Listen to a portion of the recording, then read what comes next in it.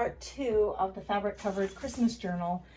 I have to say, I'm a little embarrassed at how much time has gone in between these two videos, but it is what it is. Christmas in there and all the things. So what I've been doing in the meantime, I've had this pile of goodies that I've been collecting through the last couple of months since the first video of making this book. And in the first video, if you recall, we made the outside cover. This is from a U.S. Postal Service envelope that I had gotten in the mail, so it literally is a junk journal because the envelope itself would have gotten thrown in the garbage. It's one of those ones that have the padding, so you can hear it. It's the plastic padded envelope, and I covered it with fabric. That was part 1 of this video, creating the book cover. And now this has been sitting clipped for a couple of months. I had put it under something heavy to get this crease really set and in place, and then it has been sitting like this for a couple of months since I recorded that first video. So you can watch the book cover itself come together in part 1. I used scraps of Christmas fabric and the envelope, the used envelope that I got in the mail with something in it to make the book cover. And then we have to make the signature for the inside. So this is part 2, the signature for the inside. Now, I've been collecting throughout the Christmas holiday season, you know, when I see a DigiKit online that I liked, or this is from, I joined the Digital Collage Club, and they have lots and lots of things on there. So some of these are from there. Some I purchased on Etsy from different artists. I think these might be from the Porch Prints place. My Porch Prints, maybe? I don't remember. But these I thought would make beautiful pages for this. Even though I had already started from what I had on hand previously, I grabbed some pages and started putting them together, kind of dreaming up this signature. So I have already folded them, my collection of things that I already had on hand to put in this book. So let's take a quick flip through because it's even been a while for me. That's the way it goes. Okay, let's take a quick flip through and look at what papers I collected. This one actually is just a black and white graphic I got somewhere. I don't know where, guys. These things have been in my craft room for a long time. True junk journal style. We're putting them together. This is a rice paper that's rather see-through. So what you're seeing underneath there is the ribbon paper underneath that came in a Christmas paper pack. This is a decorative piece of scrapbook paper that I cut down to size. So it's not double-sided. So you have one completely blank side and the other side is decorative. And I love that it shows through the green rice paper. Anyway, some more black and white, just printed paper that I found online and printed for myself. This is literally from one of my old calendars from years past, pages that I had never written on. Oh, look, it's from 2020. Pages I had never written on. They make a great thing that makes a great insert for part of your signature for a junk journal. I saved them. More just decorative paper that I had on hand. This is a page from a music book, a hymnal, and it's Away in a Manger. So it's Christmas music, Away in a Manger. And this is just some stamped paper that one of the crafty chicks sent me in the mail. It's just a piece of stamped cardstock with the Koresh, isn't that what that's called? And the star. So oh, that's perfect for in here. I don't know what else I would have done with it. So there it goes. It goes in there. Double-sided paper I got off Amazon. Some more printouts, some more scrapbook paper. I just made a collection of things that I thought would go together nicely. And then I had done this before, found them all, collected them all from my stash. And then I found these and I love them. I especially love this one.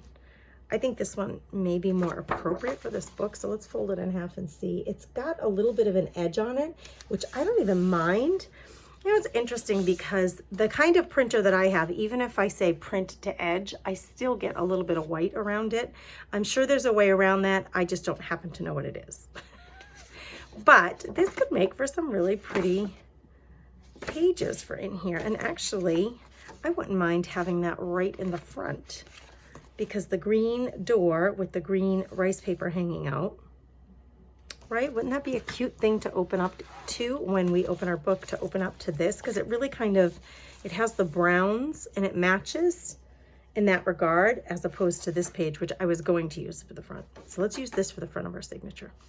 So really the process that was done off video, off camera, was simply taking my pile of Christmas papers, my collection of Christmas things that, when I say collection, like over time, I just collect stuff that is Christmas themed. This isn't Christmas themed, but it's in there because it's colorful and I liked it. So I grabbed Christmas themed stuff. I have it all in a pile, kind of in a theme. And this was the collection of stuff, the papers that I chose to make the signature from. Okay, so once you have them chosen and you've folded them, I am not hugely committed in all of my books to having all of the pages be the same exact size. As you can see, they're not all the same exact size.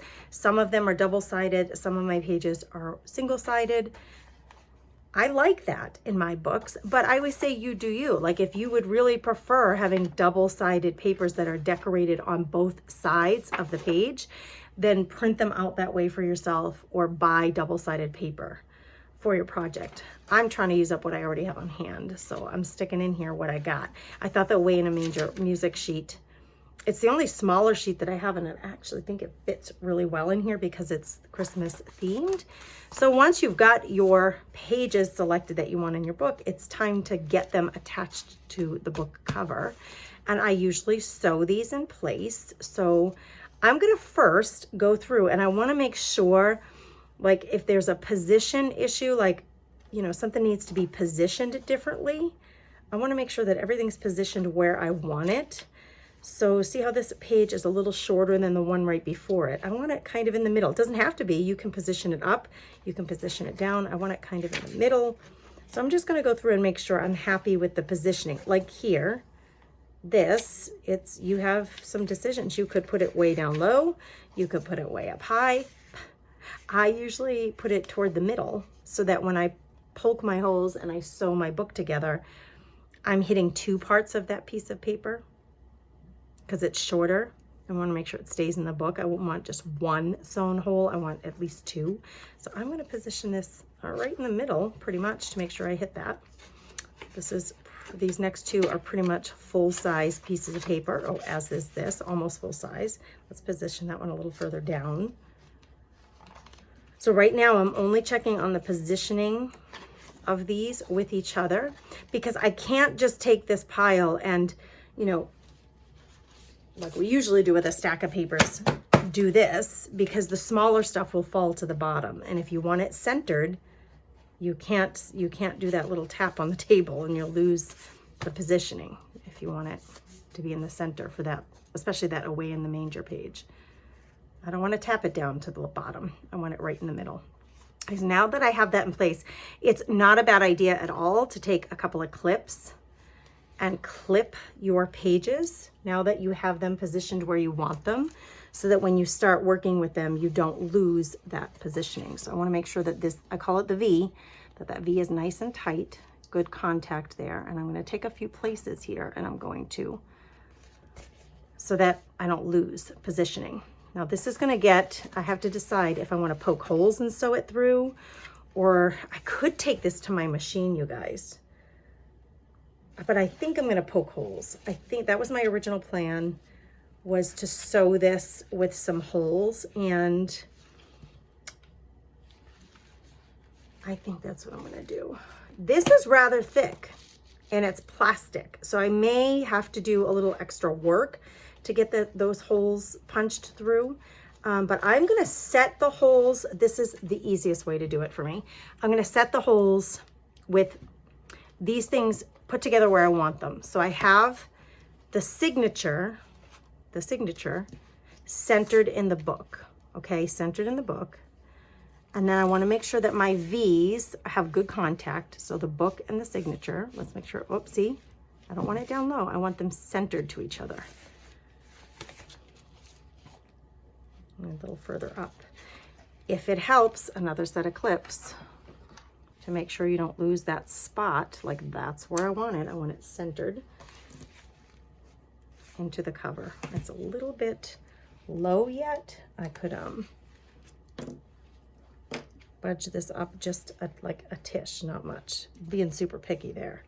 And that is actually very unlike me. I don't get super picky about this stuff, but I'm trying to get it as centered as possible. Make sure that V contact is really good. And then I'm gonna clip these.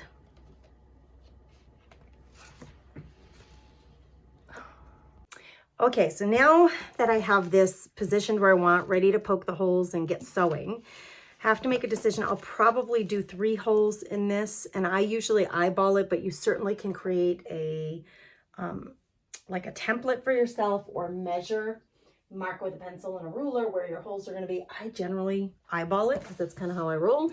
I've got my trusty little awl, I call it my pokey tool, ready to go. And the really fun part is picking what you're going to sew with. And I oftentimes use waxed thread. It's very thin. So I'm not going to use that today. Then what I would usually my second choice would be jute rope, but this is kind of a fancier cover with the fabric and the stitching and all that. So I was thinking maybe I should find a ribbon for my ribbon stash that would match well and make it a little more fancy, a little more decorative. Like this gold would be very decorative. It's a wire. It's got wire though in the edges, and I'm not sure. You know, I'd have to poke a hole big enough to get this through the holes. So this might be a little more difficult to sew with. So even though I think it would look really pretty, maybe we use that for some trim or something. I am really a fan of using satin ribbon on these kinds of books. And I have this one, which is off-white. I don't know that I want something that bright on the outside. So that, I wish I had some brown satin, but I don't. So the brown that I have is this, and that matches very well. That's a gross grain ribbon. That matches really well. And I wonder if this one, I kind of have this one, which is kind of like a tan. And right now, looking at these options, I think I'm going to go with the gross grain. And the main thing that this will affect, choosing this ahead of time, is how thick your holes are, how big they are, because whatever it is that you've chosen needs to be threaded through the holes so that you can sew your book together, right? So no pun intended. So I think I'm going to go with this. It's not terribly thick. I could actually give you, it's a 3/8 of an inch. So not terribly thick. So I think we'll use that. Let's get our holes established. You guys, I eyeball it. I need a little, some kind of mat behind my tool, my book here, so that I don't poke my table. And you can measure, but I'm telling you girls, it's my way of doing things is I eyeball. So I'll do one in the middle, and then I'm going to do one on either side. And I usually go about an inch down from the top of the signature, usually, with this size book, this type of book or size. So let's start with this one. And I've got to poke through not only the signature, but I got to also poke through the book. And later on, I can establish the hole even thicker if I need to, but my goal right now is to get through all of that material. So there, I've poked my hole. You can see the awl has come through right here. And the way the awl works, it's tapered. So down here, it's the smallest hole. And as you go up the shaft of the awl, the hole will get bigger and bigger. So I do kind of need it to be a little bit big. So I'm going to, and I twist back and forth. I'm moving that book while I'm twisting back and forth. There's my first hole established. I most likely can get this through, but I may need to make that a little bigger. So you can do it now, you can do it later, it doesn't really matter. I'm going to push, I'm twisting with my right hand. I'm doing this underneath. And here I'm applying pressure on the outside of the book so that I can move that shaft further and further down. And I'm just going to take a mental note that my hole is about 1.5 inches up the shaft. That way I know that my hole is about 1.5 inches. Whatever that measurement is, that's about how wide it is. That way when I do these other ones, they're about similar. Again, I don't measure. It's just not me. I don't measure. I'm just going to poke about 1 inch. It looks like a little bit more actually, but that's okay. Twist back and forth until I break through with the point, which I have, And then I'm going to come here and I'm going to twist and twist until I get it about 1.5 inches through. That way the holes are similarly sized. And I'm a righty, so I'm going to twist my book around and I'm going to come over here and do this one. Poke through. And the tip of that awl is just coming through the pointiest part. There it is now. Until I get it about that same spot, and then my holes are established. Okay, that, I don't love where that hole ended up. It's off a little bit to the right on my paper. I think we're gonna be able to make this work, but I'm not thrilled with, see how far right it is? Like if here is the center of my page, and this hole ended up a little bit to that side. See that? It should be right in the center, and it's not. It's a little bit off to the side, but we're just gonna run with it. And I always feel like that's the beauty of a handmade book, friends. It's not gonna be perfect. It's handmade, and so it's gonna be in some places a little wonky or imperfect. It's okay. Okay, I'm going to take my string and see if my ribbon and see if I can get it through there. It's a lot to get through this way. There's a lot of material to get it through, and I don't necessarily want to, I mean, I could use this to try to poke it through, but it will actually poke right through my gross grain ribbon too. So I'm going to try to see if I can get this to feed through. I don't think I'll be able to use a darning needle, although it can't hurt to try that. Let's find them. Here they are. A darning needle, tapestry needle, has a really wide eye on it. So I may be able to get this through. Yep. And that will help me. Maybe get this through. Yeah, that worked. All right. So I guess we are going to use the needle. So 3 holes. I go through the middle, and then I choose a side. Doesn't really matter which. I'm going to go through the top, and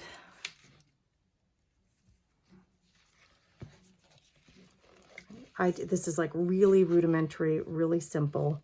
You can all handle this, I'm sure of it, once you've seen it done. Okay, before I go too far, I'm going to make sure that's rather straight, which it is. I need more. I'm going to pull. I have not cut it off of the spool. It's still on the spool because I didn't measure before I started, so I'm leaving it on the spool, and I'll cut it when I'm ready. I want to make sure that when I pull this down and I start poking it through this hole here, because we're going to go down to the bottom one, that this is relatively straight. So you can fix it later, but it's a heck of a lot easier if you just do it straight while you're going. Make sure in between each one of these that see how it's twisted now?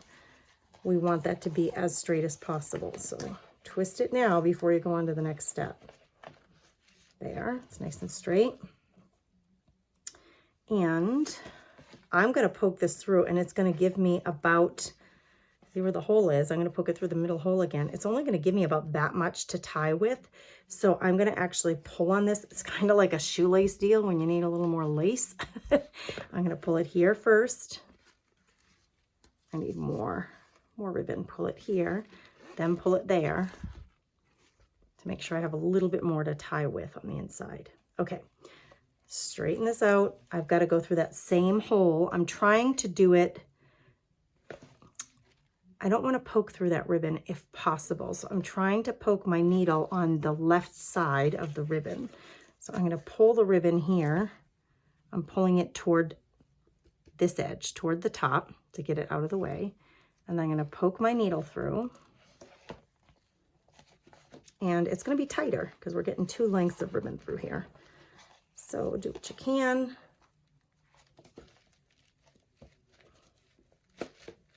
This is the hole that gets 2 of them. This one has 1, this one has 1 running through, and this one has 2. I'm having trouble gripping the needle. It's like slipping out of my fingers. So this is one of those jar opener tools, like a little rubbery gripper. I'm going to grab that. There we go. That helped me get it through. Okay, now we just need to find the end, and there it is. Okay, this is still connected to the spool, but it doesn't need to be anymore. I know how much ribbon I need now. So let's get this back in place, and cut it about the same length. I'm just eyeballing it, but I'm going to cut it about the same length.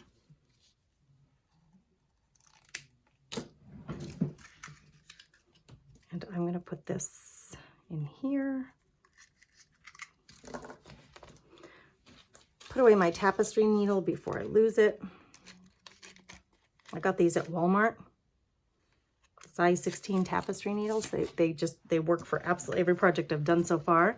Okay, this is what it looks like on the outside. If you're happy with the way your ribbon appears on the outside, the way it's twisted, then what you want to do is make sure that all of these stretches of ribbon are taut. I wouldn't say tight. If you pull too tight, it's actually going to pull your papers together, and we don't want that. But you want to make sure that both on the inside and on the outside that there's no slack there. That way your book stays nice and tight.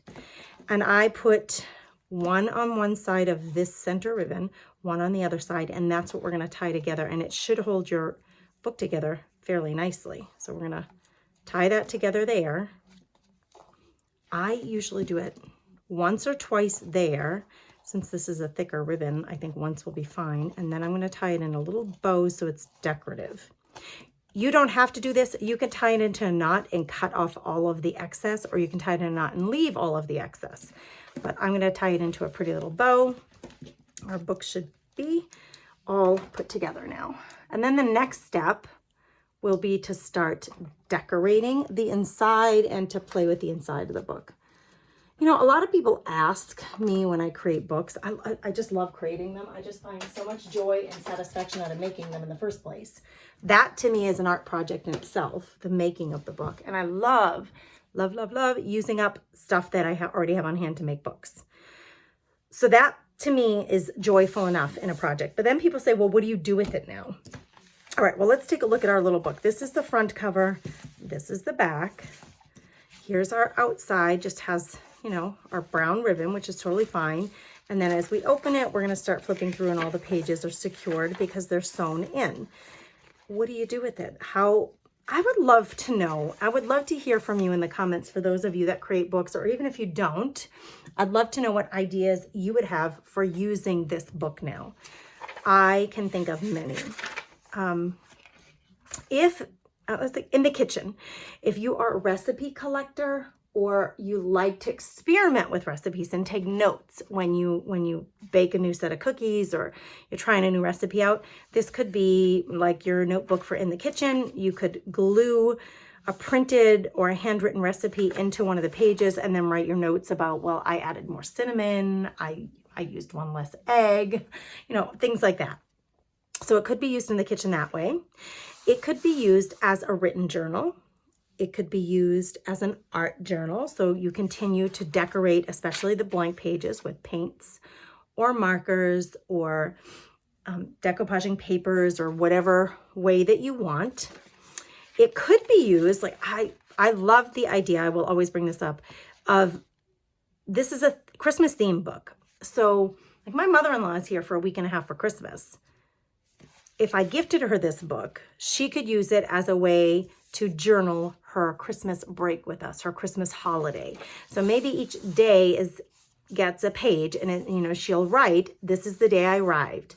I travel journal. I love to travel journal. I have a journal that when I do get a chance to go on a vacation or a trip somewhere, each day I just dedicate one page and I write down, you know, December 23rd, arrived in North Dakota. Her trip was delayed because of weather. But for instance, December 23rd, arrived in North Dakota. So good to see the kids and grandkids. And then maybe we go out to dinner and she puts her recipe or her receipt in the book to like remember, oh yeah, that's right. We went to such and such a place for dinner and there's the receipt. This is what I do with my travel journal. December 24th, it's Christmas Eve. We planned to do this, and I got to see these people. We went to Mass at this time, whatever it is that your day entailed. I love travel journaling. So for me, I have a handwritten note and then I will tape or staple or glue into the book receipts, tickets if we go to an event or a show, the tickets, photos. If I took some photos on my camera that I've really just loved from our trip, I'll come home and print them on my color printer and then tape them into the book to commemorate the trip. a holiday, a vacation, travel abroad, or it could even be used for an event. So if you have a Christmas holiday event happening, like a big party or something, you could put your recipes in here, plus the guest list, plus any of the details. How about using it at an event as a guest book, and you ask everybody if there's a Christmas wedding. This is the Christmas guest book. And you ask everybody to write a little note to the bride and groom on each of the pages. Just grab a spot within the book and write a little note to the bride and groom, and that way they have their guests written notes to them in a commemorative book that they can put on their coffee table or with their wedding album to remember the day and get all those sweet sentiments from family and friends. A prayer journal.